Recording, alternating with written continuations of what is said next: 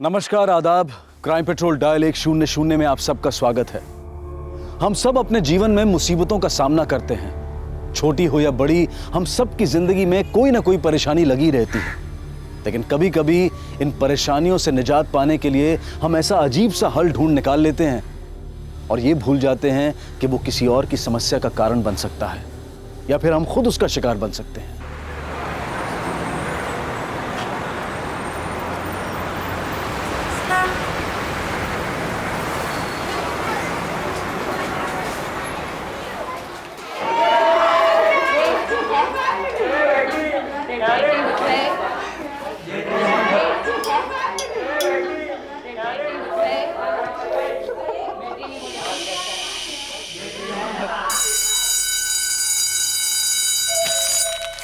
ए सुनना, चल चलते हैं।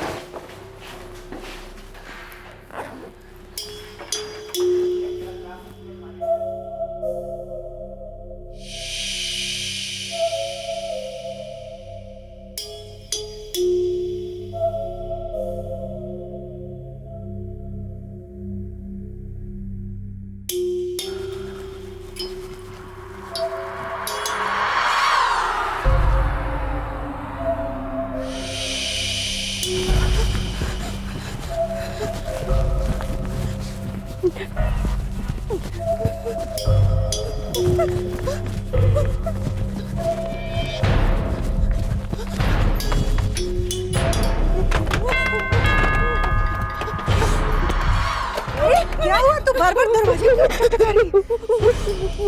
मेरे पीछे कर रहा है। कोई नहीं है, देख। कोई नहीं बेटा, चल, कुछ नहीं होगा, चल।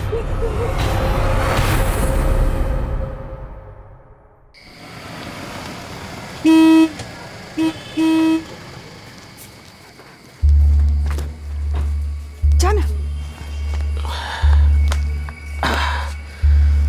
पता नहीं यार, लोग इतनी गाड़ियां खरीद कैसे लेते हैं। जब देखो तब रोड पर जाम ही जाम।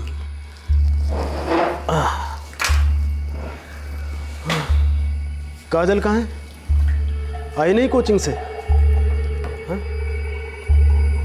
अरे तुम दोनों ऐसे एक दूसरे का मुंह क्या देख रहे हो? अरे कुछ बोलते क्यों नहीं? काजल अभी तक कोचिंग से नहीं आई है। पापा, हमने काजल को सब जगह ढूंढा पर पता नहीं कहाँ चली गई है वो। अरे तो तुमने मुझे पहले क्यों नहीं बताया? फोन ही कर देती। हमने सोचा कि आप गाड़ी चला रहे होंगे रास्ते पर। अरे बाहर में गाड़ी।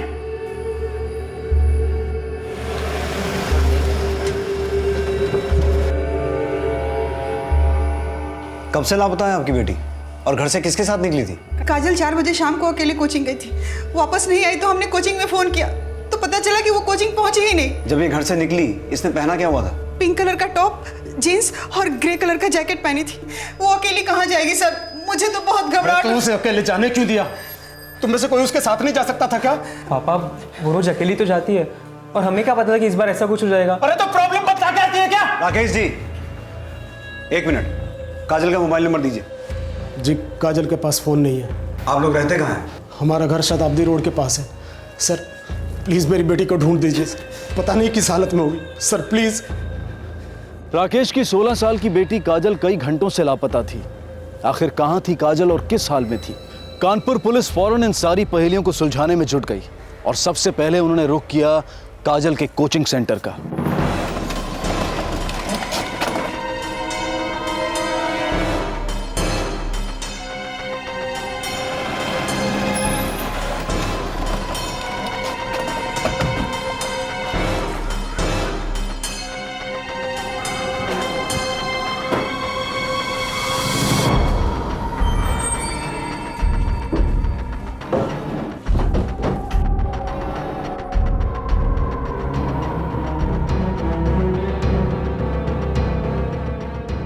सर, काजल हमें बिना बताए कहीं नहीं जाती। काजल के बिस्तर के नीचे से ये नोट मिला है। मैं मरना नहीं चाहती हूँ, मुझे मत मारना। सर, काजल डरावनी नॉवेल्स पढ़ा करती थी, रात रात भर जगकर भूतिया फिल्में देखा करती थी। वही सब उसके दिमाग में घुस गया है, वहम है और कुछ नहीं। सर हमें तो कुछ नहीं पता कि उसने ऐसा क्यों लिखा। वो किससे डरी हुई थी? सर, काजल के कोचिंग सेंटर से पता चला है कि पिछले 2 दिनों से काजल वहां पर एब्सेंट है। 2 दिन से? Yes sir. और ये भी पता चला है कि काजल की तबीयत अक्सर खराब रहती थी, इसलिए वो वहाँ रेगुलर नहीं थी। काजल की तबीयत खराब थी, इसमें कौन सी अजीब बात है? बीमार कौन नहीं पड़ता है? सर, हमारी बेटी न अचानक किस हालत में होगी, आप प्लीज प्लीज उसे जल्दी ढूंढ दीजिए। काजल के बिस्तर के नीचे से मिला ये नोट हमारे लिए इशारा है शर्मा। मुझे दाल में कुछ काला नजर आ रहा है। एक काम करो, काजल की स्कूल फ्रेंड से बात करो। हमें काजल की लाइफ के बारे में और डिटेल में जानना पड़ेगा, तभी जाके ये क्लियर होगा कि ये नोट महज वहम में लिखा गया या फिर इसके पीछे कोई और रीजन है। सर,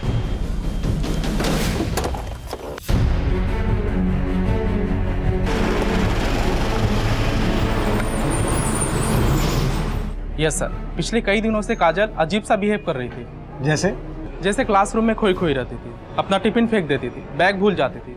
सर पता नहीं क्यों काजल को कभी भी घर जाने की जल्दी नहीं होती थी। छुट्टी के बाद वो वॉशरूम में छुप जाती थी। काजल, टॉयलेट की तरफ किधर जा रही है? घर नहीं जाना क्या? काजल सुन तो, काजल। सर ऐसा लगता है काजल घर जाने से बहुत डरती थी। कुछ तो गड़बड़ है उसके घर में, नहीं तो उसकी फैमिली को छोड़कर पूरी दुनिया को उसका बिहेवियर चेंज क्यों लगता? काजल हमारी बेटी है, आप ऐसा सोच भी कैसे सकते हैं? हम जान से ज्यादा प्यार करते हैं उसे। अगर हमने ये सब कुछ किया होता तो आपके पास क्यों आते कंप्लेंट लिखवाने के लिए? आप लोगों को काजल का बर्ताव कभी अलग नहीं लगा? सर सब नाटक है काजल का। पापा की लाडली है ना, उन्होंने बिगाड़ा उसे। उसे तो बस सबका टेंशन चाहिए। सर उस दिन भी कुछ ऐसा ही हुआ। वो टीवी देख रही थी, मैंने बस उससे रिमोट लिया और वो रोने लग गई। क्या हुआ? तू रो क्यों रही है? तू रो मत। क्या हुआ? क्या हुआ? हाँ? क्या हुआ बेटा? रो क्यों? पापा, मैंने उससे सिर्फ रिमोट लिया, मैंने उसे टच भी नहीं किया। पापा छोटे ने तुझसे जिम्मेदारी नहीं निभा सकता, समझदारी तो दिखा। पापा मैंने कुछ भी नहीं किया, वो नाटक करिए।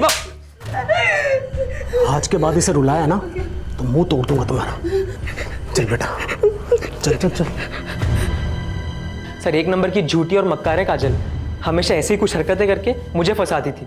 आप लोग हमारी बेटी को ढूंढने आए हैं या हम पर शक करने? स्कूल में भी तो कोई हो सकता है जिससे वो डरती हो, और फिर बिना सबूत के आप हम पर शक कैसे कर सकते हैं? देखिए, जब तक हमें काजल का पता नहीं चलता तब तक हर कोई हमारे शक के दायरे में।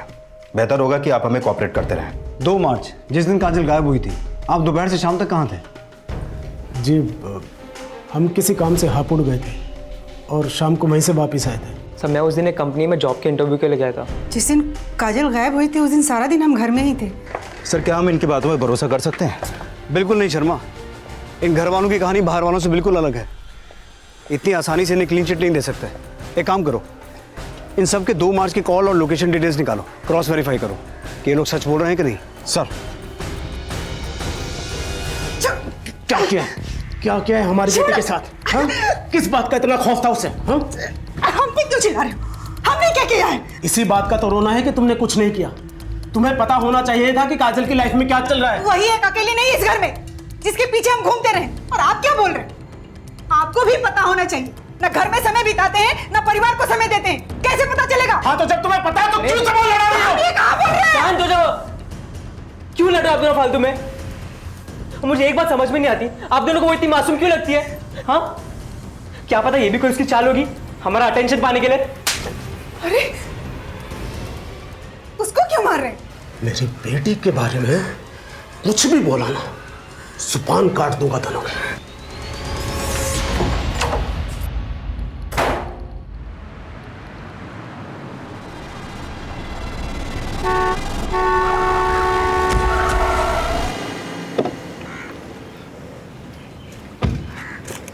अरे मैडम,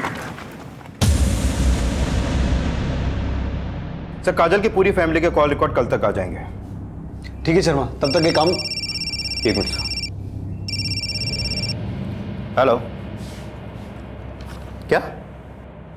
ठीक है, हम पहुंच रहे हैं। सर काजल मिल गई है।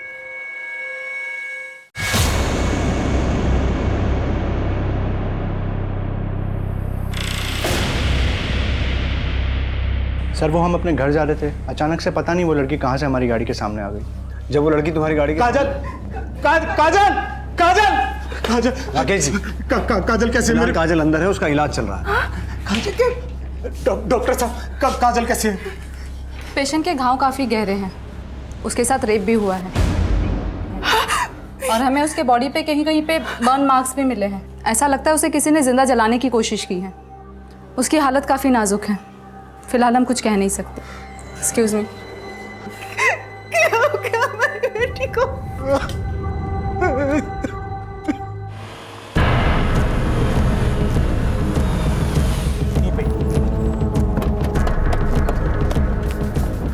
सर यहीं पे वो लड़की मेरी गाड़ी के सामने आई थी। यहाँ? जी सर। लड़की आई किस तरफ से थी? सर इस तरफ से। इधर तो जंगल है। शर्मा, अंदर जाके चेक करना पड़ेगा, आखिर ऐसी हालत में लड़की आई कहाँ से थी।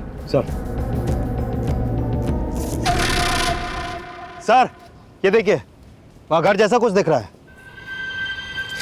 हाँ।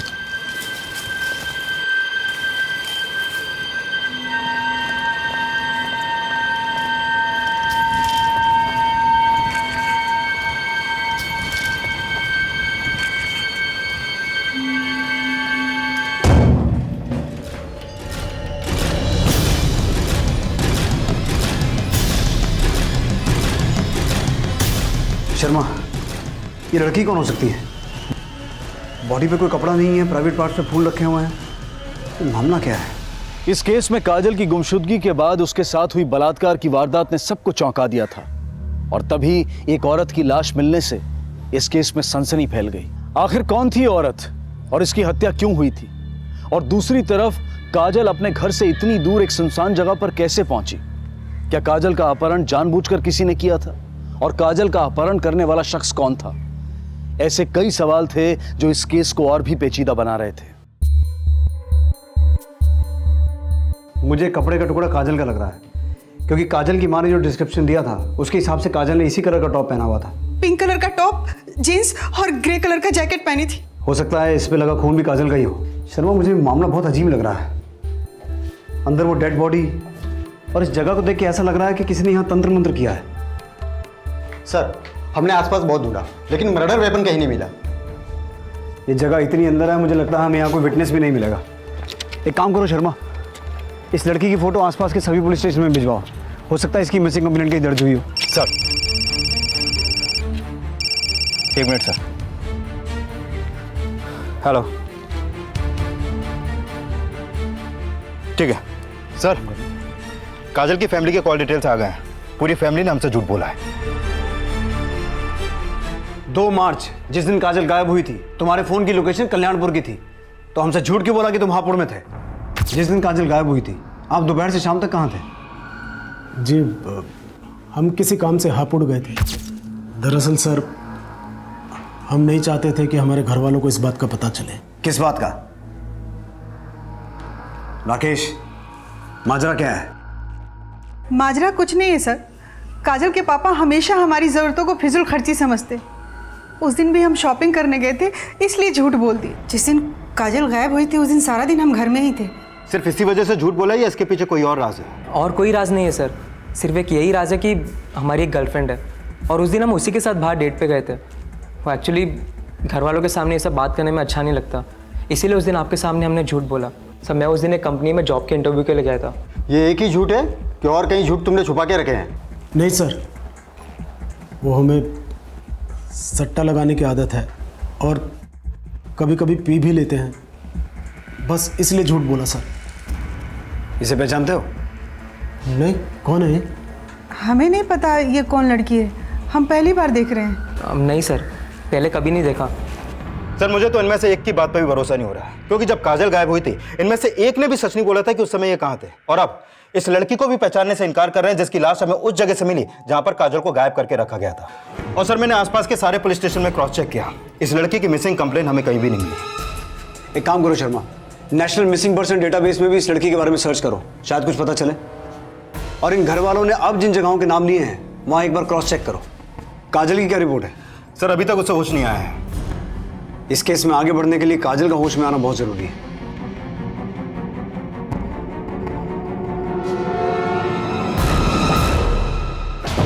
अरे हमें कहा लिया है साहब, हमने क्या किया है साहब? सट्टा खिलाता है ना तू? खिलाता तुम साहब, लेकिन बंद कर दूंगा कसम से। बंद तो तुझे करना ही पड़ेगा। साहब ये बता, 2 मार्च को ये आदमी तेरे यहाँ सट्टा खेलने आया था? ये तो राकेश है साहब, और मेरे यहाँ अक्सर आता है साहब। और 2 तारीख को तो ये 20-30 हज़ार रुपये हारा भी था। गैम्बलिंग एक्ट में बुक करो इसे। नहीं साहब, हम बंद कर देंगे साहब, बंद कर देंगे साहब हम।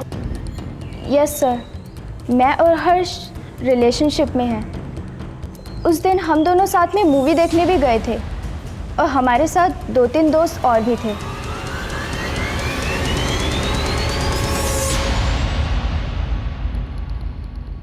सर, जिस लड़की की लाश हमें मिली थी उसकी पोस्टमार्टम रिपोर्ट किसी शार्प ऑब्जेक्ट से इसका गला काटा गया है। हो सकता है किसी ब्लेड से। बाकी पूरी बॉडी पे कोई भी इंटरनल इंजरी नहीं है और ना ही इसके साथ कोई सेक्सुअल असॉल्ट हुआ है। मर्डर 3 तारीख को सुबह 8 से 12 के बीच हुआ था। काजल की उस कार से टक्कर भी तो लगभग इसी वक्त हुई थी। हाँ सर। लेकिन काजल का इस लड़की से क्या कनेक्शन हो सकता है? और चौंकाने वाली बात यह है कि जब इस लड़की की डेड बॉडी हमें मिली, इसके बदन पे कोई भी कपड़ा नहीं था, लेकिन इसके साथ कोई सेक्सुअल असॉल्ट नहीं हुआ। वहीं दूसरी तरफ काजल के साथ रेप किया गया। शर्मा, तुम्हें क्या लगता है इस सब में काजल की फैमिली इन्वॉल्व हो सकती है? सर, मैंने रेखा और हर्ष के बारे में अच्छी तरीके से क्रॉस चेक किया, वो दोनों तो सच बोल रहे हैं। वहीं दूसरी तरफ राकेश भी सच बोल रहा है।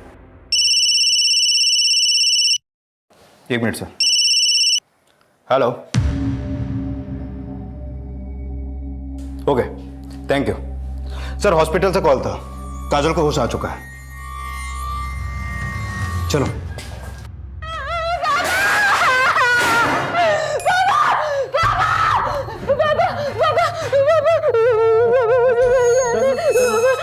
हम है ना, सब ठीक हो जाएगा। हम है ना। काजल बेटा, आप घबराओ मत, हम हैं यहाँ, आपके साथ कुछ नहीं होगा। आप सिर्फ ये बताओ कि जिस दिन आप कोचिंग के लिए निकली थी उसके बाद क्या हुआ था आपके साथ? मुझे घर जाना है पापा, घर चलेंगे। मार डालेगा। ये आपकी मदद करना चाहते हैं। तुम्हारे साथ जिसने भी ये सब कुछ किया है ना, उसके बारे में बताओ। काजल बेटा, आप हमें सिर्फ इतना बताओ। सर, आई थिंक हमें पेशेंट को अकेला छोड़ देना चाहिए, क्योंकि इसके साथ जो कुछ भी हुआ है उससे ये बहुत ज़्यादा डर गई है और उस बारे में बात तक नहीं करना चाहती। I hope you understand, she is very small for all this thing.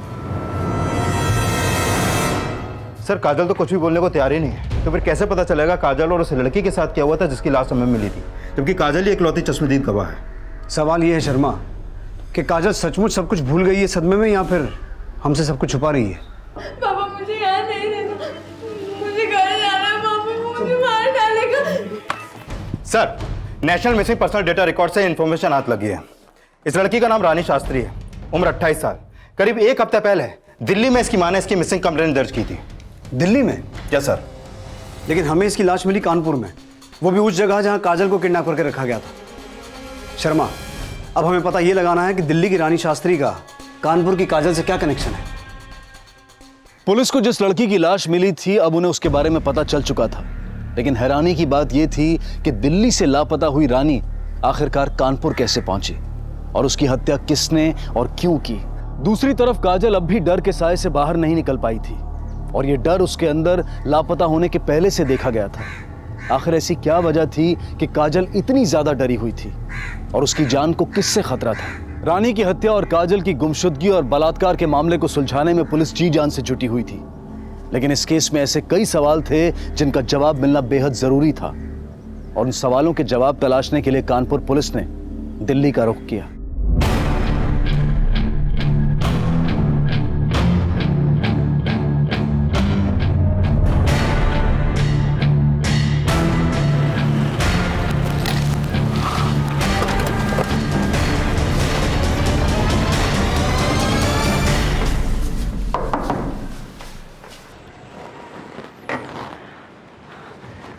रानी? रानी कहाँ है साहब? रानी नहीं आई? हाँ जी, आपके लिए एक बुरी खबर है। बुरी खबर? आपकी बेटी रानी अब इस दुनिया में नहीं है। क्या?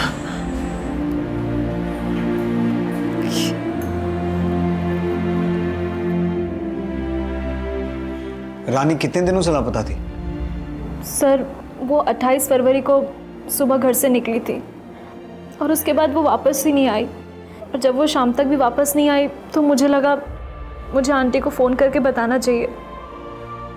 साहब, हम अमदाव में रहते हैं। जैसे ही माला ने मुझे फ़ोन किया, हम तुरंत वहाँ से चले आए और आते ही पुलिस में कंप्लेन की।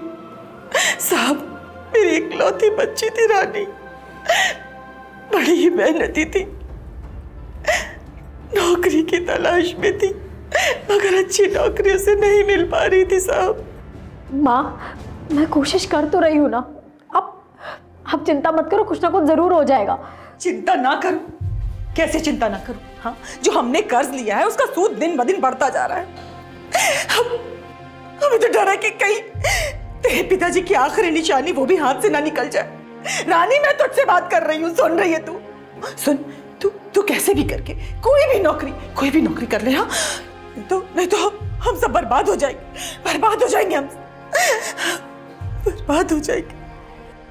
क्या क्या नहीं किया साहब उसने, ट्रेनिंग, इंटरव्यू, झाड़ फूक सब कुछ किया उसने, लेकिन कुछ फायदा नहीं हुआ साहब, कुछ फायदा नहीं हुआ।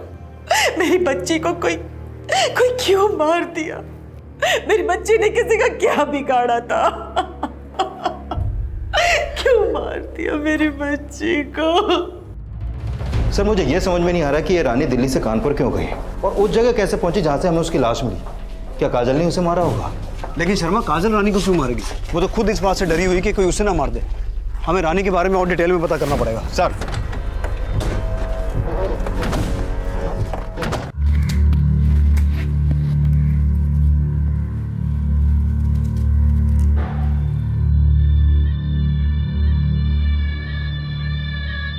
बेटा,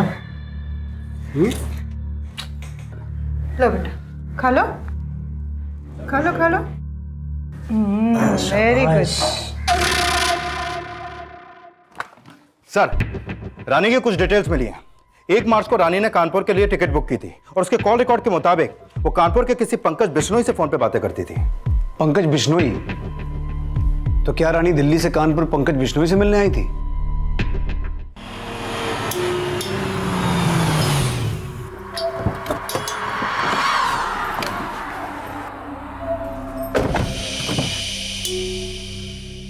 आजा। चल बेटा, चला। हाँ,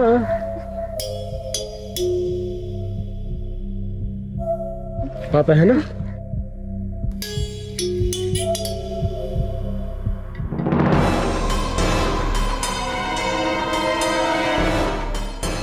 साहब, उसने मुझे कुछ नहीं बताया था कि वो कानपुर क्यों गई थी।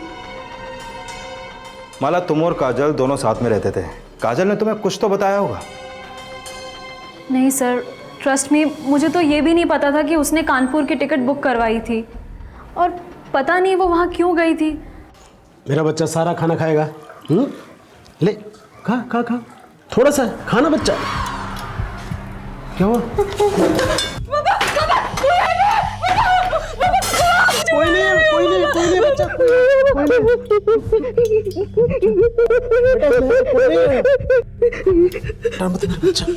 चल, कोई कुछ नहीं कहेगा, हम है ना? चल। सर, ये पंकज पेशे से नाई है और यहाँ पास में ही उसकी दुकान है। नाई?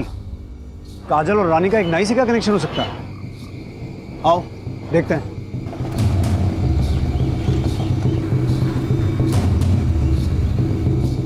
सुनिए, ये दुकान कब से बंद है? सर, ये पंकज की दुकान 2-3 दिनों से बंद है और किसी को मालूम भी नहीं कि ये कहाँ गया है। सर, कहीं ऐसा तो नहीं कि ये सब पंकज ने किया और अब यहाँ से फरार हो गया? शर्मा, इसका सिम कार्ड और मोबाइल का IMEI ट्रेस करो। हो सकता है फ़ोन बदलने की कोशिश करें। इसके पुराने कॉल रिकॉर्ड्स भी निकालो। पता करो कि जिस दिन रानी की मौत हुई ये पंकज कहाँ था। सर, ये पंकज का कॉल रिकॉर्ड, उसकी फ़ोन लोकेशन के हिसाब से 3 तारीख को वो उसी एरिया में था जहाँ पे रानी की मौत हुई, और उसका फ़ोन उसी एरिया में सुबह से लेकर दोपहर तक एक्टिव था, फिर उसके बाद बंद हो गया। अब ये साफ है शर्मा, इस मर्डर में पंकज कहीं ना कहीं इन्वॉल्व है। और सर, इस पंकज के कॉल रिकॉर्ड में एक और बात सामने आई है। ये पंकज रानी के अलावा काजल की माँ के भी टच में था। रेखा के? हाँ सर, और जिस दिन रानी का मर्डर हुआ उससे ठीक 1 दिन पहले यानी 2 मार्च को भी इन दोनों की आपस में बात हुई थी। अब ये रेखा ही बताएगी कि इसकी पंकज से क्या बात हुई थी।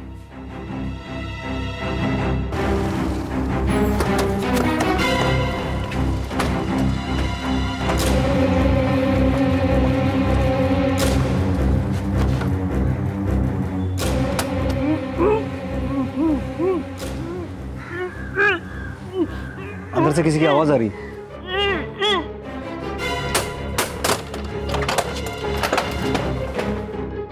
चेक करो।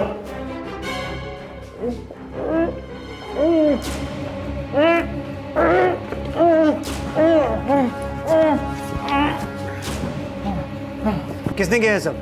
तुम्हारी बीवी रेखा कहाँ है? सर वो लोग हमें यहाँ बांधकर काजल को जबरदस्ती कहीं ले गए हैं। वो लोग कौन? हमारी बीवी और बेटा। पर क्यों? वो काजल को कहाँ ले गए, क्यों ले गए, हमें कुछ नहीं पता। शर्मा, रेखा का फोन ट्राई करो। सर। कितना टाइम हुआ उन्हें यहाँ से गए हुए? आधा घंटा। सर रेखा का फोन बंद है। सर मुझे तो शक हो रहा है रानी की मौत के पीछे रेखा और पंकज का ही हाथ है। आप पता नहीं काजल के साथ क्या करने वाले हैं। हमें जल्द से जल्द कुछ करना होगा। काजल चलो ये कपड़ा पहन लो। तो हमको नहीं पहनना है, हमको पापा के पास जाना है। बेटा हम तुम्हारे दुश्मन नहीं है, तुम्हारे भले के लिए कर रहे हैं। पहन। नहीं हम नहीं पहनेंगे ये कपड़े। कैसे नहीं पहनने? चलो सरकार है तुम्हारे भले के लिए कर रही है। इनमें से किसी को देखा है आपने? हाँ साहब देखा है, इनको तो रोशन लेके गया है यहाँ से। किस तरफ गए? बस ये ही आगे। अगर आपको चाहिए मेरे पास उसका फोन नंबर है, मैं देता हूँ। दे।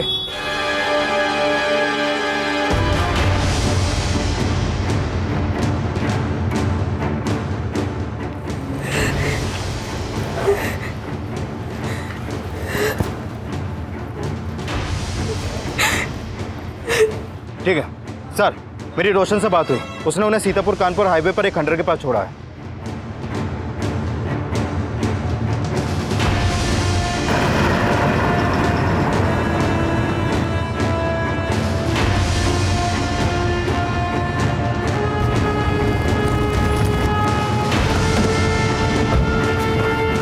चेक करो।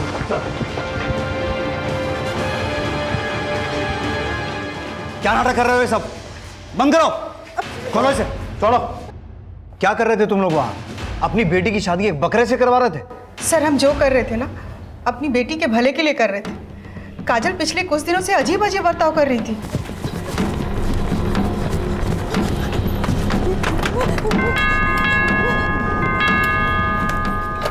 क्या हुआ? तू बार-बार दरवाजे क्यों खटखटा रही? वो मेरे पीछे कर रहा है, वो मुझे मार डालेगा। मम्मी वो कुछ नहीं। इधर कोई तो नहीं है, कोई नहीं है। देख कोई नहीं बेटा। लेकिन ये सब शुरू कब से हुआ? अचानक से एक दिन शुरू हो गया सर, और धीरे धीरे हालत और भी खराब होती चली गई। काजल बेटा खाना। काजल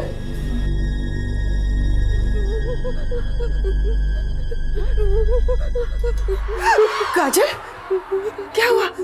उधर नीचे आजा। माँ है बेटा, नीचे आ। हाँ? वो घर में मैं इसको देखा, वो मुझे मार डालेगा। कोई नहीं मारेगा। हम समझ गए थे सर कि काजल के साथ क्या हो रहा है। क्या? आप नहीं मानेंगे, पर उसके ऊपर भूत का साया था। कितना बार उसको समझाए कि रात को खुला बाल खोल के मत घुमा करो, पर हमारी बात ही नहीं सुनती थी। दिमाग खराब हो गया आपका। इस जमाने में भी आप इस तरह की बातों में विश्वास करती हैं? पंकज को कैसे जानती हैं आप? सर पंकज के बारे में हर्ष ने बताया था। बता दो सर, पंकज पेशे से तो नहीं था, पर हमने सुना था कि वो तंत्र मंत्र भी करता है। पंकज भाई मेरा प्रमोशन रुका पड़ा है, चलाओ ना कोई चक्कर। अरे तुम तो दुनिया भर के जंतर मंतर भी जानते हो। एक काम करो, आज रात में तुम घर पे आ जाओ, कल तुम्हारे हाथ में सुबह सुबह प्रमोशन लेटर होगा। अच्छा। वो पंकज दुनिया को दिखाने के लिए नाई का काम करता है सर, लेकिन असली काम उसका झाड़ फूक का है। नज़र उतारने से लेकर भूत उतारने तक का सब काम करता है। हमने काजल का भूत उतारने के लिए पंकज से बात किया था। मतलब आपकी बेटी काजल की ये हालत पंकज और आपकी वजह से हुई है। आगे क्या हुआ? पंकज ने कहा कि काजल को लेकर हम उसके घर पे आ जाएं। बहुत पावरफुल आत्मा है इसके अंदर, इसको 2 दिन के लिए छोड़ के जाओ, हम सब सही कर देंगे। जी बाबा। काजल के भूत उतारने के बदले में हमने पंकज को बहुत सारे पैसे और जेवर दिए।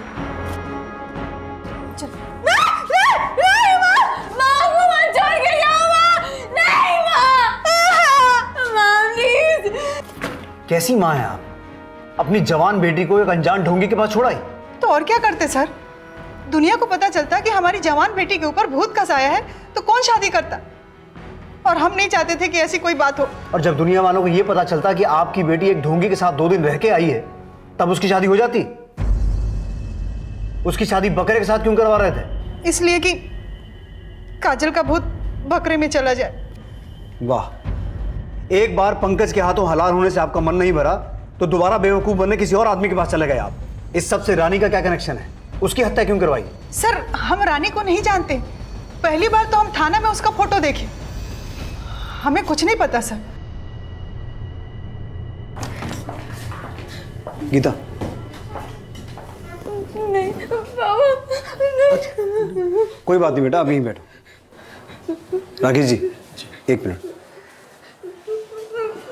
आ रहे यही।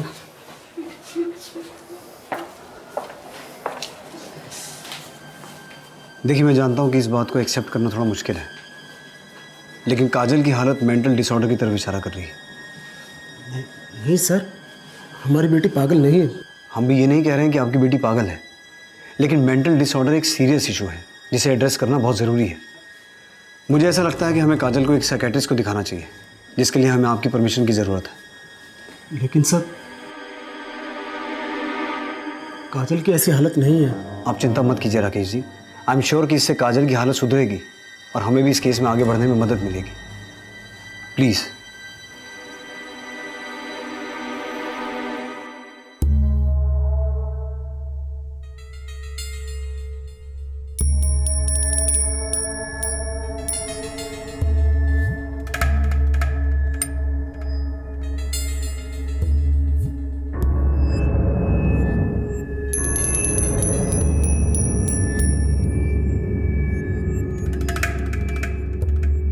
देखिए, Kajal is facing an onset of the schizophrenia, fear, distress, paranoia, ये सब इसके सिम्टम्स है। काजल भी इसी बीमारी का शिकार है। अक्सर इस बीमारी में पेशेंट अपने आसपास किसी को देखते हैं और डर जाते हैं, हालांकि ऐसा कुछ होता ही नहीं है।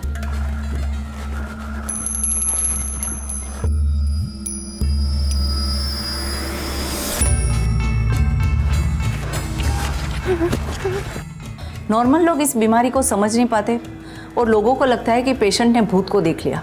अच्छा, उस दिन काजल के साथ क्या हुआ था, इसके बारे में कुछ बताया? जी हाँ, बिल्कुल। काजल ने बताया कि उस वक्त उसके साथ क्या हुआ था। प्लीज हमको जाने दो, प्लीज हमको जाने दो,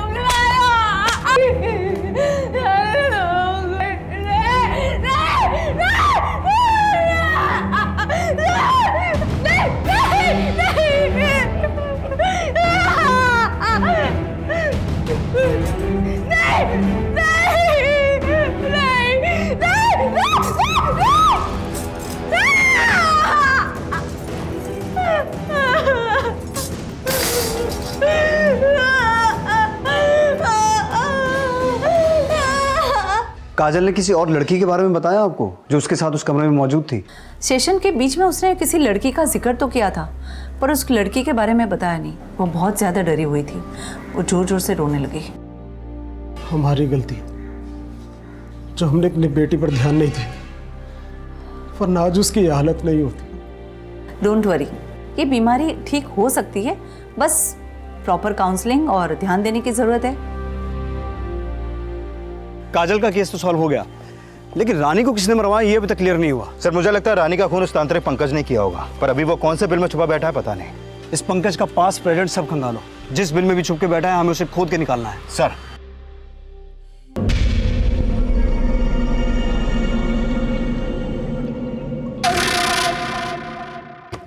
सर, एक जरूरी इंफॉर्मेशन हाथ लगी है। 2 साल पहले पंकज की मां का देहांत हो गया था, जिसके बाद गांव की सारी संपत्ति पंकज के नाम हो गई थी। सर, हो सकता है ये पंकज अपने गांव में छुपा बैठा हो। कहाँ है इसका गांव? खरसोली।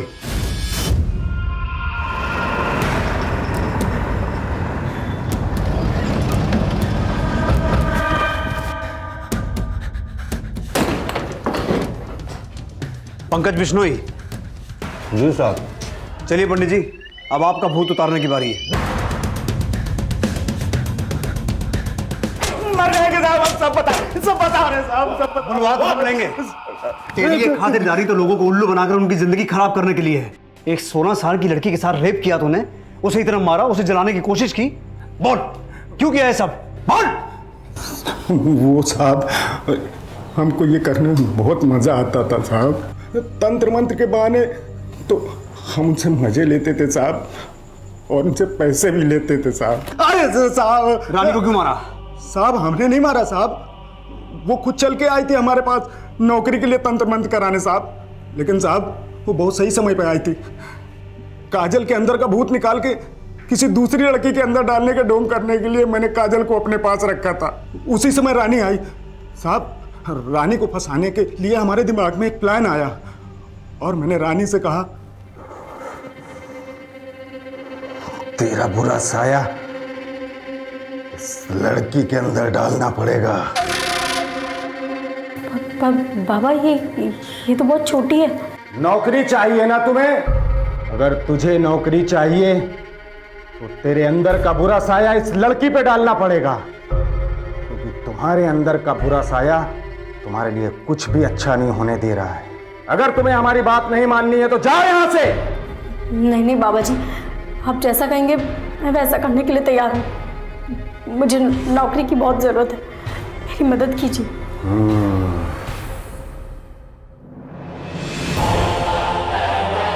रानी के सामने हमने काजल का बलात्कार किया, और यही हम रानी के साथ करने वाले थे, लेकिन उसके पहले एक फोन आ गया।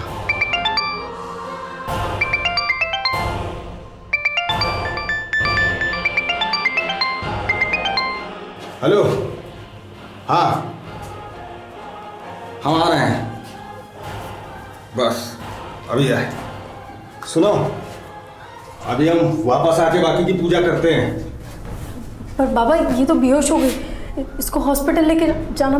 ये बेहोश नहीं हुई, शुद्धिकरण हुआ इसका, और हम वापस आकर के तुम्हारा बुरा साया इसके शरीर में डालेंगे। तब तक तुम इसका ख्याल रखना।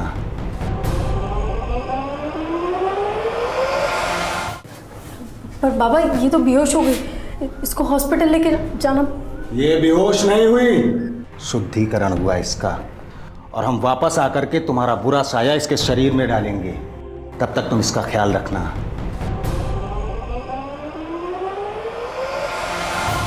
जब हम आधे घंटे के बाद वापस आए तो देखा रानी मरी पड़ी है और काजल वहाँ नहीं थी साहब। तो हम डर गए कि हम कहीं फंस न जाए, इसलिए हमने सारा सामान इधर उधर फेंका और हम वहाँ से भाग लिए। झूठ मत बोल, रानी को तू नहीं मारा है, ये बता क्यों मारा? साहब हमने नहीं मारा है साहब। जब हमने कबूल किया कि काजल का बलात्कार हमने किया तो हम रानी को मारने के बाद भी कबूल कर लेते साहब। हमने नहीं मारा रानी को साहब। रानी को तेरे बारे में किसने बताया था? वो बोल रही थी कि उसके किसी दोस्त ने हमारा नंबर उसको दिया है साहब। हम सच बोल रहे हैं साहब, हमने नहीं मारा। पंकज के हिसाब से रानी को पंकज का नंबर उसके किसी दोस्त ने दिया था। एक काम करो शर्मा, रानी के कॉल रिकॉर्ड्स निकालो और उसके फ्रेंड्स की एक लिस्ट बनाओ, और ये पता लगाने की कोशिश करो कि उसके फ्रेंड्स में से 3 मार्च को मर्डर वाली लोकेशन के एरिया में कौन मौजूद था। सर,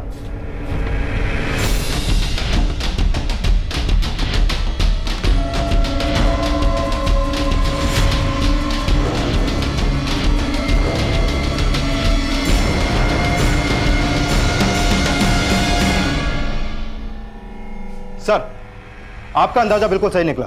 रानी के कॉल रिकॉर्ड के थ्रू हमें उस शख्स का पता चल चुका है जो रानी के काफी टच में था। कौन है वो?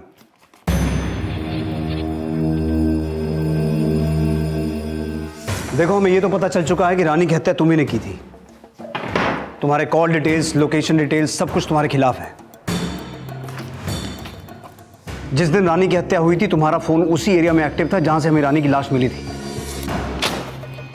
अब ये बताओ तुमने रानी की हत्या कैसे और क्यों की? बोलो। सर, उस दिन मैं रानी पे नजर रख रही थी। मुझे बस एक मौके की तलाश थी, और जैसे वो तांत्रिक वहां से गया मैं खंडर के पास गई।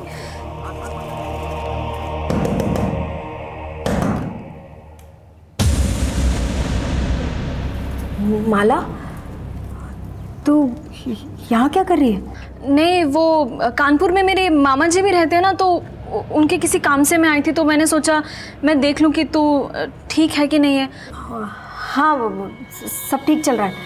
देख, तू यहाँ से जा, तेरे लिए जगह ठीक नहीं है। हाँ, मैं तुझे बाद में मिलती हूँ। क्यों? ऐसा क्या है? तू जा यहाँ से, जा माला। मगर ऐसा क्या है? अरे वो ये लड़की कौन है? देख, ये सब ना पूजा की विधि है, और तू टेंशन मत ले, इसको कुछ हुआ नहीं है, ये सिर्फ बेहोश है। तू प्लीज यहाँ से जा, मैं सब कुछ तुझे बाद में बताऊंगी। तू पर रानी, उधर उस खिड़की पे कोई है। खिड़की पे? कौन? कहाँ माला? इधर तो कोई भी नहीं दिख।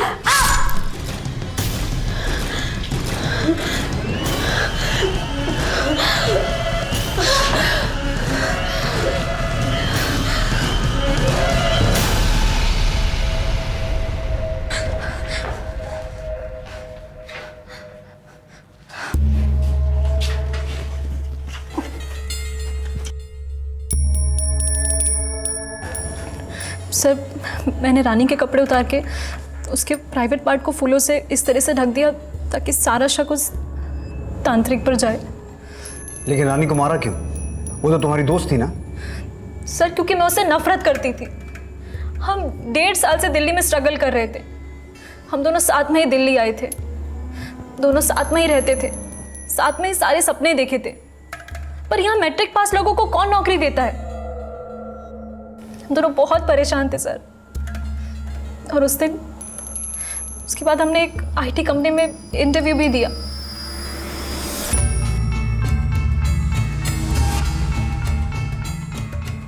पर सर, वहां रानी का सिलेक्शन हो गया और मैं वेटिंग लिस्ट में इंतजार करती रह गई। मुझे बहुत बुरा लगा और फिर मैंने सोचा कि अगर रानी नहीं रहेगी तो ये जॉब मुझे मिल जाएगी। कौन था? कुछ नहीं, वो लेटर आया था, हमने इंटरव्यू दिया था ना वहाँ से। एक्चुअली मुझे वेटिंग लिस्ट में रखा है और शायद जल्दी सिलेक्शन हो जाए। मेरे लिए कोई लेटर आया है क्या? नहीं, शायद उन्होंने तुझे रिजेक्ट कर दिया है। कोई बात नहीं।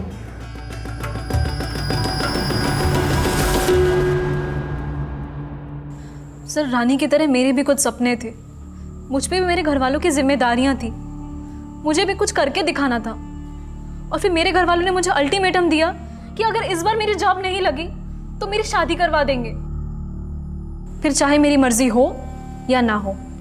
और इसीलिए मैंने रानी को मारने का प्लान बनाया, क्योंकि उसके मरने से ये जॉब मुझे ही मिलती। एक कहावत सुनी है, जो दूसरों के लिए गड्ढा खोदते हैं वो खुद उसी में गिरते हैं। जिस जॉब के लिए तुम एटलीस्ट वेटिंग लिस्ट में आई थी, अब तुम उसके काबिल भी नहीं हो, क्योंकि अब तुम एक मुजरिम हो।